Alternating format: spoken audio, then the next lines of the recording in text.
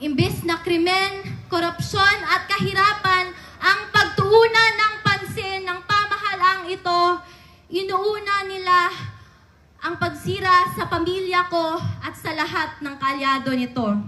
Suportahan natin ang PDP laban sa notorious slate o mas kinikilalang Duterte.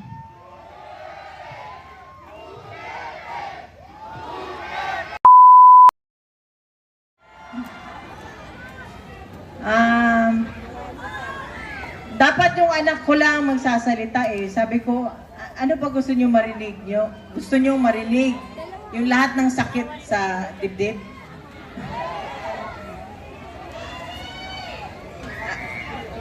Yung anak ko, baby pa sana, pero napilitan mag-mature. Dahil sa nangyari, hindi naman ho natin maipagkait kung ano ang nangyari. Pero ito ho talaga, sana ho tayo Pilipino,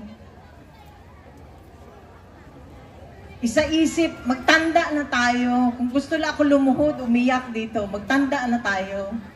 Pumili na tayo ng mga taong matino, matapat, at yung magsisilbi sa bayan, hindi pagsiksilbihan ang sarili. So, nung nasa loob kami, binisita namin ang papa niya, binili niya talaga. Binili niya talaga, uulitin ulit ito ni Veronica, binili niya. Suportahan niyo ang Duterte. Kung hindi, kalimutan niyo na lang daw siya. So, yung lahat ng mga sumusuporta, miski sa bahay namin, sa Davao, sa ibang bansa, nakikita ko lahat ng suporta ninyo. Maraming salamat. Alam niyo ba doon sa Netherlands, iba't iba ang tao na pumupunta. Galing sa iba't ibang panig ng bansa. Meron pang taga-Pilipinas na pumunta na nakausap ko. Sabi ko, taga Quezon City sila. Dahil alam mo bakit? Natatakot na rin sila sa kanilang seguridad. Kung noong una, di ba, mahal ni Pangulong Presidente ang bawat Pilipino, gusto niya maging masaya, safe, ligtas, nakakauwi ng bahay. Walang nangyayaring masama.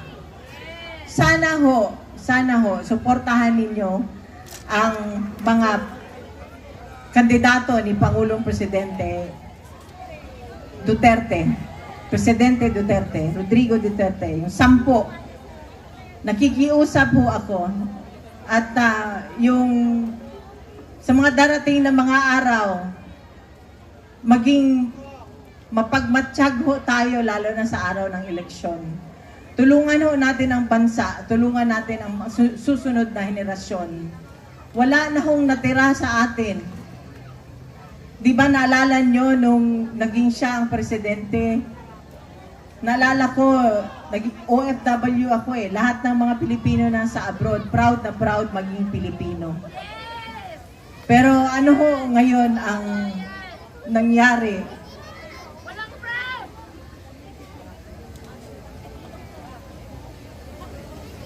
Ngayon, wala na. Kung kayo ang nasa sitwasyon namin nung nandun kami sa Villamor, parang hanggang ngayon nananaginip pa rin ako. Parang hanggang ngayon hindi pa rin ako makapaniwala. Gusto ko humingi ng tulong, di ko alam kung saan. So kaya ngayon, nandito kami, nagsasalita, humihingi kami ng tulong ninyo. Suportahan nyo ang Duterte.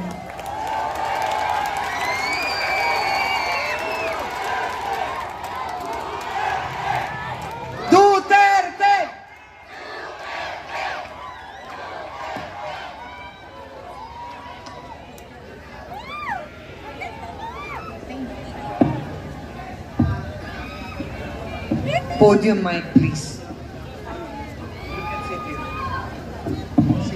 Check.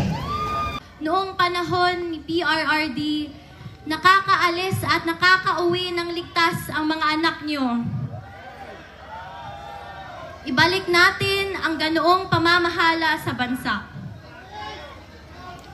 Nandito ako ngayon dahil kinuha nila sa amin, sa ating lahat, higit sa lahat, sa akin, ang tatay ko. Noong March 11, 2025, nasaksihan ko ang pagkidnap at pag-abuso nila sa tatay ko. Imbis na krimen, korupsyon at kahirapan ang pagtuunan ng pansin ng pamahalaang ito, inuuna nila ang pagsira sa pamilya ko at sa lahat ng kalyado nito.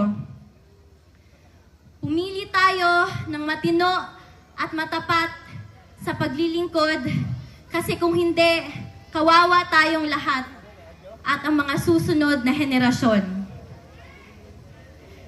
Mahalagang magkaisa tayo sa araw ng eleksyon, May 12, 2025. Suportahan natin ang PDP laban senatorial slate o mas kinikilalang Duterte.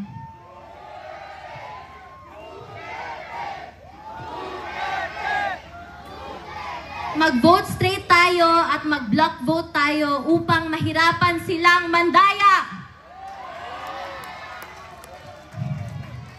To the OFWs, to the Filipino communities who took care of us, you have my love, respect, and gratitude.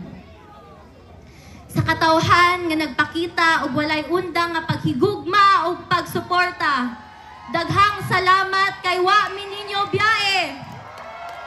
Kamo ang nagapakusog sa amo tanan.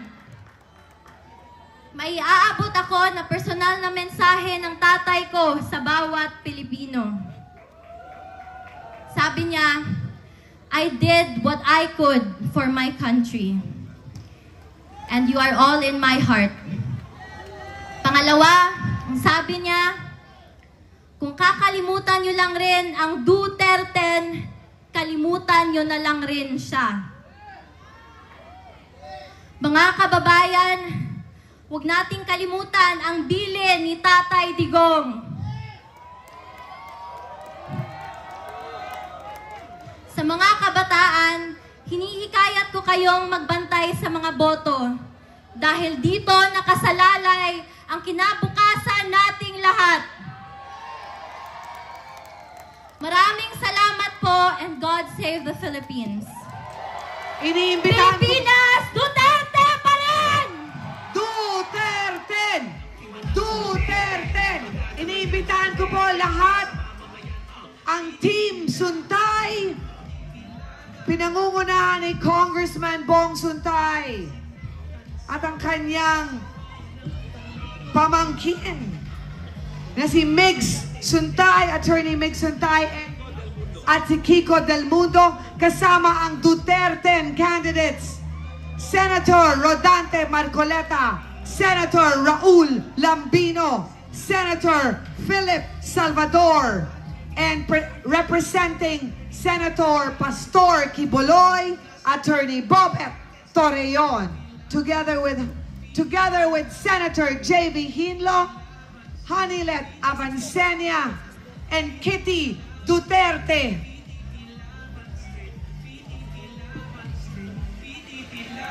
Para sa kinabukasan ng ating kabataan, suka ang tamang suka. Duterte! Duterte! Sabay-sabay nating kantahin. Kung pwede nyo buksan ang